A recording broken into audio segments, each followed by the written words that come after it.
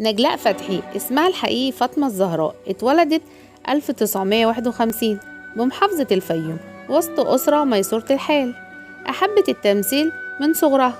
تحتل الفنانة المصرية نجلاء فتحي مكانة بارزة في تاريخ السينما العربية، وبرغم ابتعادها عن الأضواء بسبب مرضها لا زالت تحظى باهتمام كبير من وسائل الإعلام، ويشتاق لظهورها الملايين من المعجبين بمسيرتها الفنية المتميزة.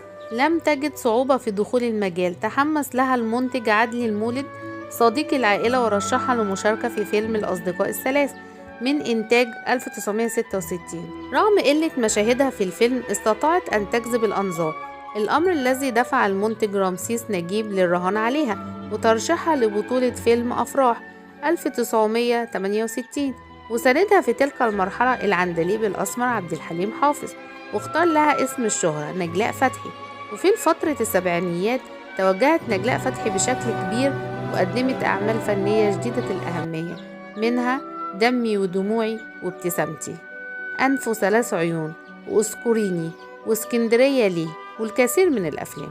وفي الثمانينيات قررت الفنانة المصرية التمرد على كل أدوارها السابقة لتحاول اكتشاف جوانب خفية في تكوينها الفني، فشاركت في بطولة فوازير ألف ليلة وليلة عام 1984، وقدمت أفلام متنوعة جمعت بين الأكشن والإثارة زي المرأة الحديدية وغدا سأنتقم وأحلام هند وكاميليا. نجحت نجلاء فتحي في الاستمرار على الساحة بقوة، وفي عام 2000 كان آخر ظهور سينمائي لنجلاء فتحي في فيلم بطل من الجنوب مع محمود ياسين. تزوجت أميرة السينما نجلاء فتحي 3 مرات، الأولى عمرها 18 عام من المهندس أحمد عبد القدوس نجل الأديب الكبير إحسان عبد القدوس، وتزوجته لمدة 2 عام ثم انفصلوا بعد عدة مشاكل متكررة بشكل عملها كممثلة.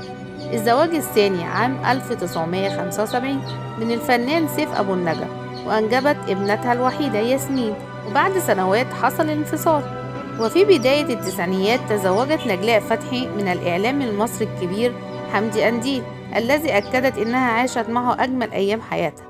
أصيبت نجلاء فتحي عام 2014 بمرض نادر هو الصدفية المستعصية، وسافرت للعلاج كذا مرة إلا أن جميع المحاولات فشلت، فعادت للقاهرة وقررت التكيف مع المرض، وساعدها في ذلك زوجها الإعلامي الكبير حمدي أنديل قبل أن يضعفه المرض ويرحل عنها.